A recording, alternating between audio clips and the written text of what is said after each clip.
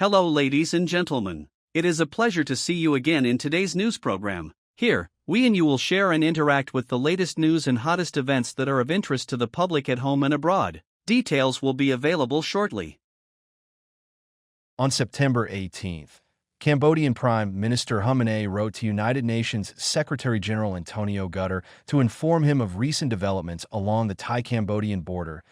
In the opening part of his letter to Mr. Antonio Guterres, Mr. Hun Manet announced that the Cambodian-Thai ceasefire agreement reached on May 28, 2025 in Bhutan, Malaysia, had ended large-scale fighting that began on May 24 in the provinces of Bradvaya and Oda Minch in northern Cambodia. However, it is regrettable that Thailand continues its military activities in violation of the ceasefire and even expands beyond the original conflict areas, Prime Minister Manet wrote. The Cambodian Prime Minister accused Thai forces of expanding the conflict zone by erecting barbed wire fences, issuing ultimatums, and forcing Cambodians to leave long-standing settlements in the villages of UC Che and Brecken in Bont Minch province in northwestern Cambodia since 12 March. In addition, the Cambodian side accused the Thai army of intending to use force to occupy territory in 17 other locations in the provinces from Phuzat to Koh Song in the western and southwestern regions of Cambodia. Mr. Hun Manet argued that the above unilateral actions of the Thai army were based on maps drawn by Thailand itself at a scale of 1/50,000, contrary to the maps agreed upon by both sides at a scale of 1/2,000. According to the Cambodian leader, these maps were the result of the delimitation work of the Siamese Indochina Border Commission was established under the 1904 Convention and the 1907 Treaty between France and Siam. This document has been recognized by the International Court of Justice, ICJ.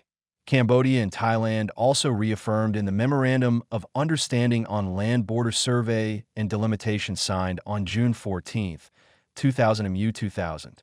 Therefore, the unilateral actions of Thailand mentioned above constitute a unilateral attempt to delimit the border by force in direct violation of MU 2000, the mandate of the Thai-Cambodian Joint Border Commission, JBC, as well as the commitments recorded in the recent Border Commission meetings. Mr.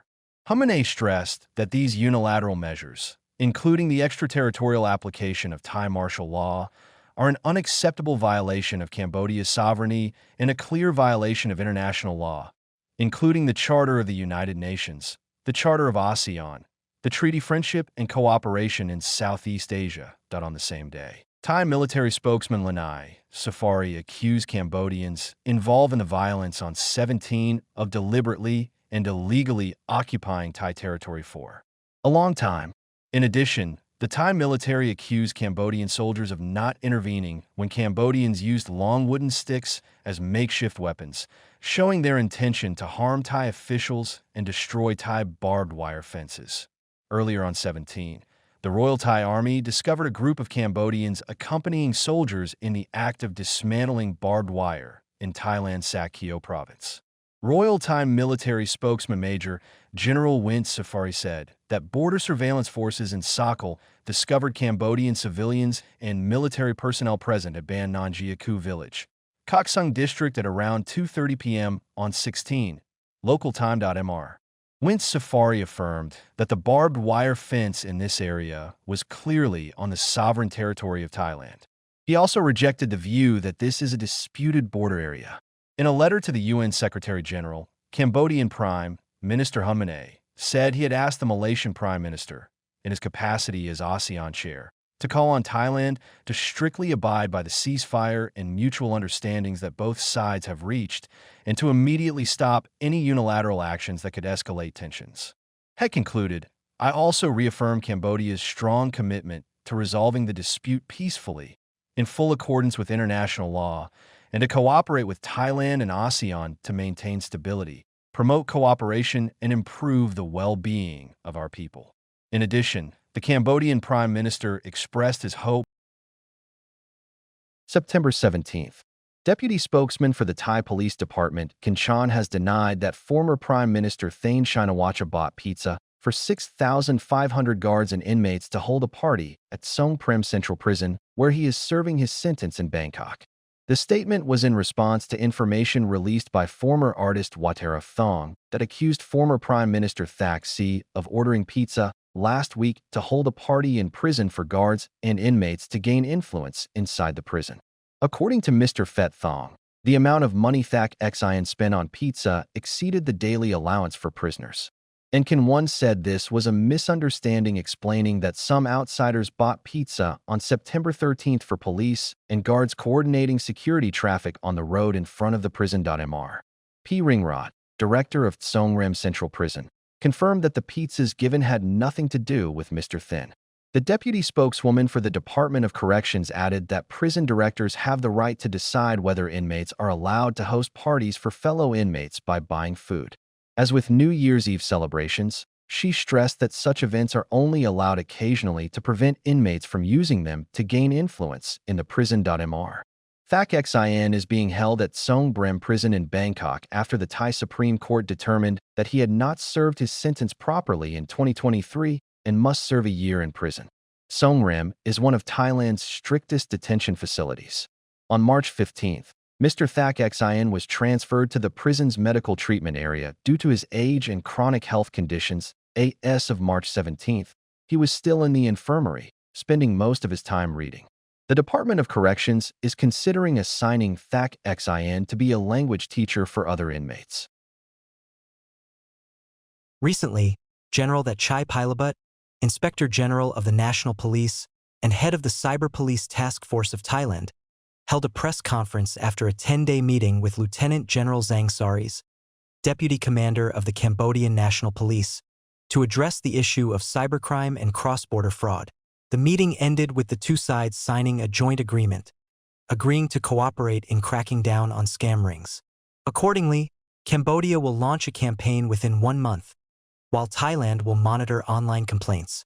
Mr. Chai said the meeting took place after the negotiation room of the Cambodia-Thailand Border Committee, GBC, on 10th of March in Cambodia focused on dismantling scam gangs of Thai citizens and remembering a broader effort to combat the problem of technology crime. The discussions highlighted the serious impact of scam centers and human trafficking, causing panic and great damage. The Thai side provided the Cambodian side with detailed information on the call center groups that had been identified to support the sweep.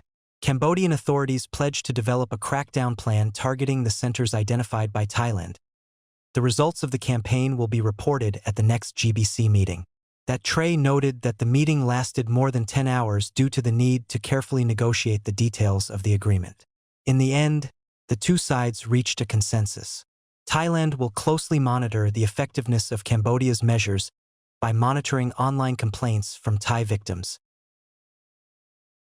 Recently, the Chinese embassy in New Zealand said it had sent a strong protest note to the New Zealand government about the groundless harassment and temporary detention of Chinese citizens' devices when entering and transiting through the country's airports. Specifically, in a statement posted on its official WeChat account, the Chinese embassy in New Zealand accused local intelligence agencies of groundlessly interrogating and temporarily seizing the personal electronic devices of some Chinese citizens when they were in transit. The agency also said it had recorded a number of similar cases before when Chinese citizens entered or transited through New Zealand.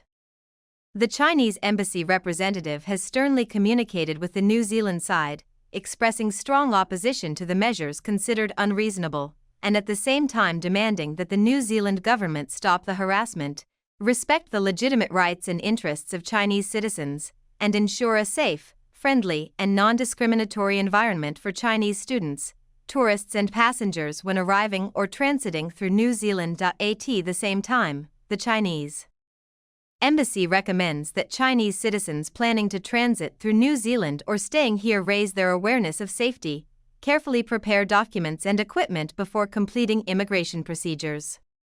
In case of need, they can promptly contact the Chinese representative agencies in New Zealand for consular protection and support, responding to the above information. The New Zealand side said that all entrants must comply with the laws and regulations of this country, especially those related to national security and border security.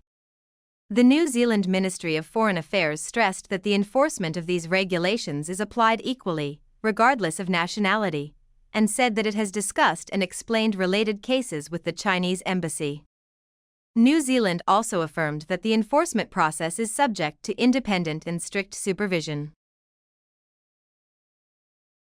During a rehearsal for an air show in China on September 16, two aircraft collided in midair.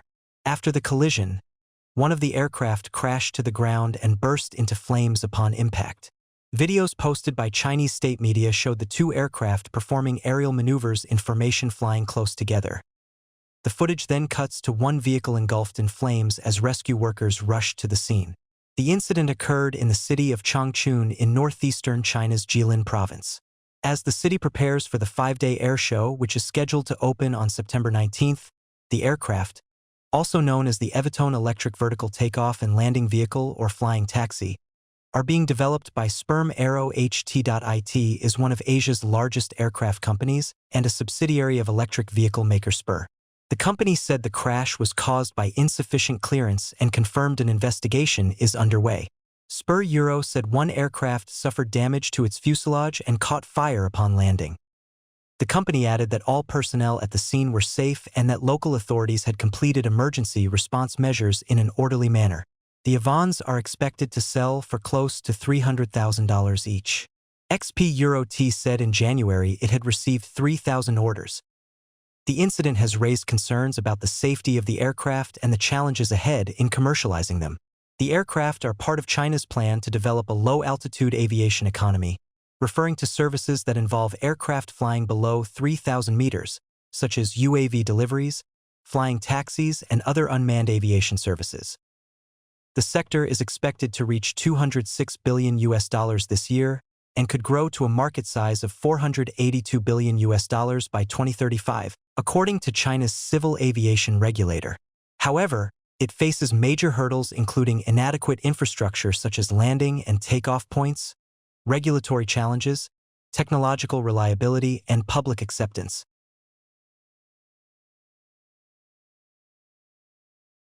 The interim government formed after 2 days of protests last week has declared a national day of mourning on September 17 to remember those killed in youth-led anti-corruption protests, the Home Ministry said, according to AFP. The protests began on September 8 after a social media ban in Nepal, but quickly spread amid public anger over corruption and persistent economic hardship. At least 19 people were killed on the first day. As authorities used force to quell the crowds, the anger then escalated, sparking a wave of anger across the country that led to the torching of government offices, a Houston hotel, and other buildings. Hami Nepal, a key organization in the protests, said the changes we see today would not have been possible without the courage and sacrifice of those who died in the protests. Interim Prime Minister Sila Kaki, 73, a former Supreme Court judge, has been tasked with restoring order and addressing protesters' demands for a corruption-free future ahead of elections due in 6 months. Shop owner Puza, 22, said the National Day of Mourning would also bring people together. We are all sad about what happened, about the lives lost. We are all young people like us. The situation has improved and we hope the new government will bring the changes we need. According to the World Bank, 1 in 5 Nepalese youth aged 15 to 24 are unemployed, with GDP per capita at just $1. For 47 on March 17, police spokesman Binit Ken updated the death toll from the protest to nearly 73, including police and prisoners. He said more than a third of the 13,500 prisoners who escaped from about 20 prisons during the protests had been recaptured or volunteered. Many of the prisoners still at large include notorious criminals. Karen said about 5,000 prisoners have returned to prison so far. Many of them volunteered. Last week, Avinat Ray, 46, a convict convicted of smuggling, shocked his family when he showed up at his home in Kathmandu during anti-government protests in Nepal. Protesters had paralyzed security across the capital and stormed several buildings in the city, including Naku prison where Ray was serving his sentence. We were on our own, there was no police around, there was arson, and the prison was opened, Ray said. When he stepped outside the prison, Ray saw chaos and fires burning around the city. Ray said it was a really bad time. On 17th, Ray returned to Naku prison, walked through the burnt gate and surrendered to the police. Nepalese security forces have restored order at the prison and are trying to track down the escaped inmates.